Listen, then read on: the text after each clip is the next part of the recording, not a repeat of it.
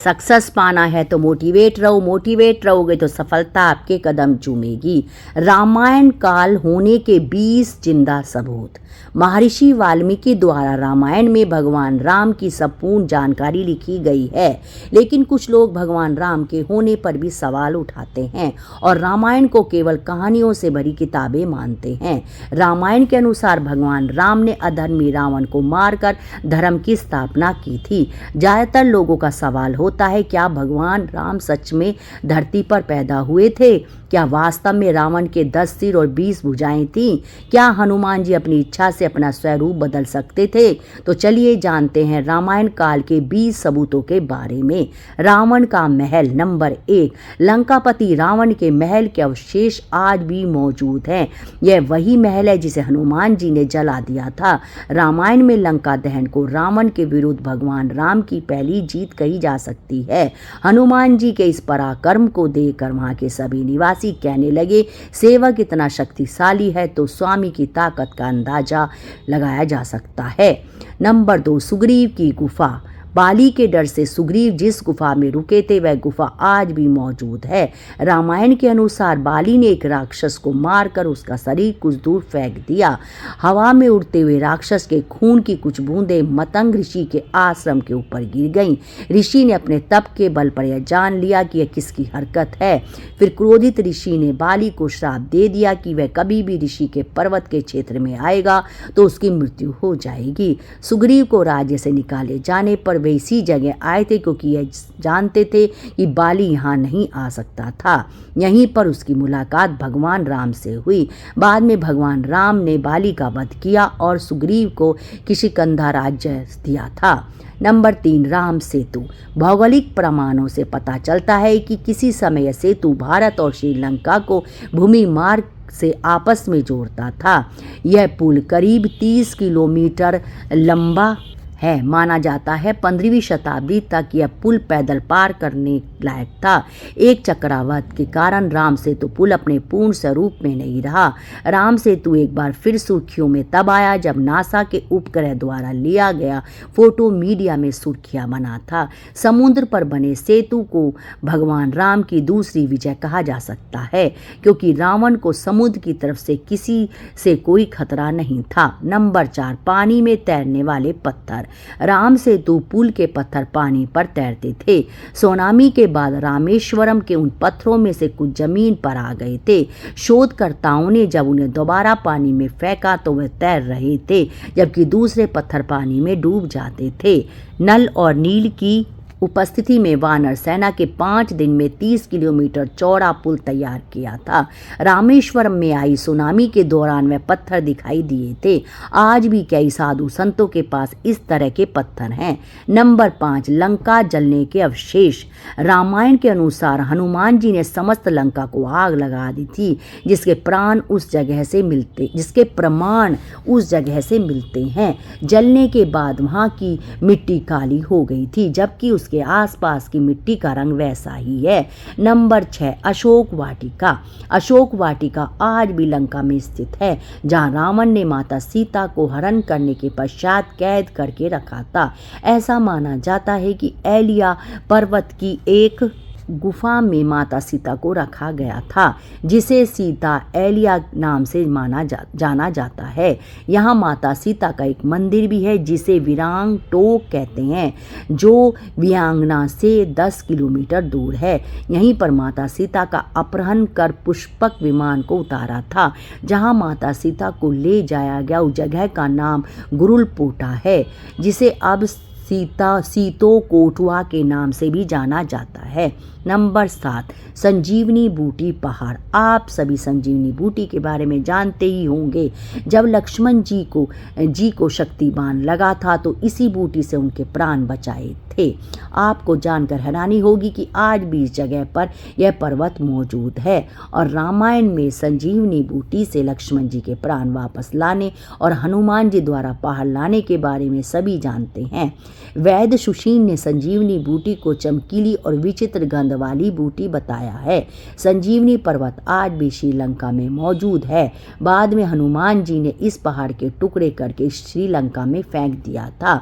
जहां इस पहाड़ के टुकड़े टुकड़े गिरे वहाँ के पेड़ पौधे और जड़ी बूटी बाकी जगहों से अलग होती हैं। नंबर 8, पंचवटी। आज भी नासिक के पास पंचवटी तपोवन है, जहां अयोध्या से वनवास काटने के लिए निकले भगवान राम, माता सीता और लक्ष्मण जी रुके थे। यहीं पर लक्ष्मण जी ने सूर्पणखा की नाक भी काटी थी।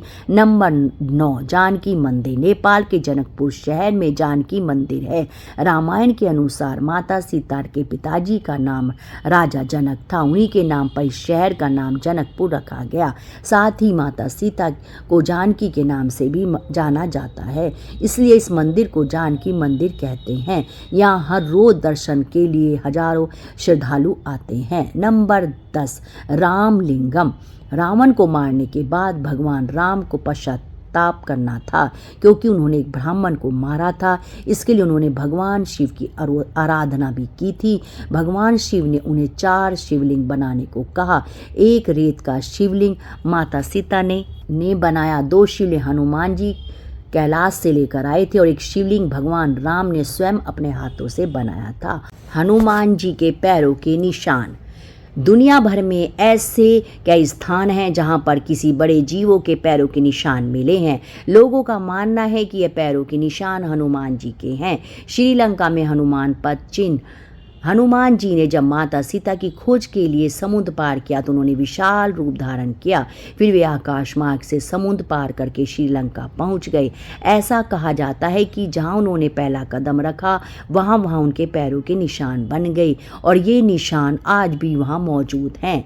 लेपाक्षी में हनुमान पद चिन्ह। भगवान राम हनुमान जी के साथ यहाँ दर्द से तड़प रहे जटायु मिले थे।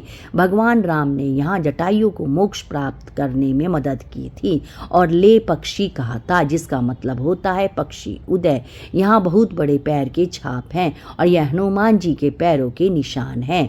मलेशिया के हनुमान पद चिन्ह। मलेशिया के पेनांग में एक मंदिर के अंदर हनुमान जी के पैरों के निशान हैं। लोग अपने अच्छे भाग्य के लिए इस पद चिन्ह पर सिक्के चढ़ाते हैं। हनुमान गढ़ी।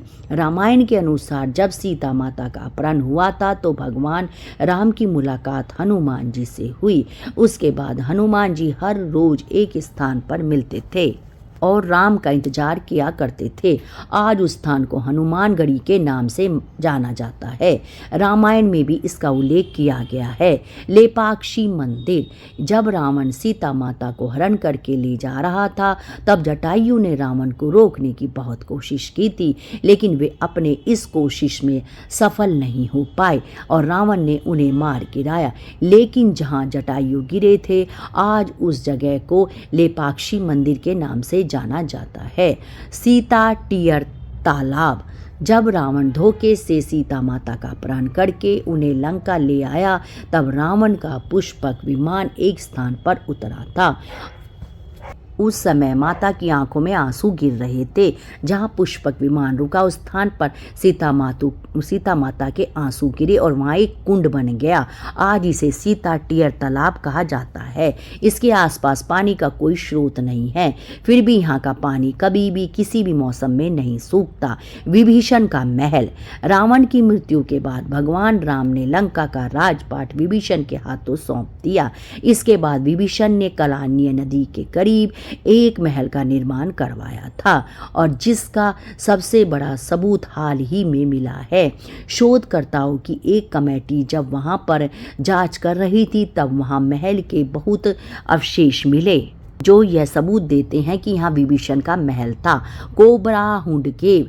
जब रावण माता सीता का अपहरण करके श्रीलंका पहुंचा तो सबसे पहले सीता माता को इसी जगह पर रखा था। इस गुफा पर हुई नक्काशी इसी बात का सबूत देती है। दीवरूम पोला। यह वही जगह है जहाँ रावण से सीता माता को बचाने के बाद भगवान राम ने उन्हें अपनी पवित्रता दिखाने को कहा था, जिसके लिए सीता माता को अग्नि परीक्षा देनी पड़ी थी। आज भी यहाँ वह पेड़ मौजूद है जिसके नीचे सीता माता ने यह परीक्षा दी थी। उस पेड़ के नीचे लोग आज भी जरूरी फैसले लेते हैं। कोणेश्वरम मंदिर। रावण भगवान शिव की पूजा करता था। उसने भगवान शिव के लिए मंदिर बनवाया था। यह इकलौता मंदिर है जहाँ भगवान से ज़्यादा उनके भक्त रावण की आकृति बनी हुई है। इसी मंदिर में बनी एक आकृति में रावण के 10 सिरों का प्रदर्शित किया गया है, जो बताती है कि रावण के और 10 सिर थे। वीडियो आपको अच्छी लगे तो चैनल को लाइक करें, सब्सक्राइब करें, शेयर करें। राधे राधे, जय श्री कृष्णा।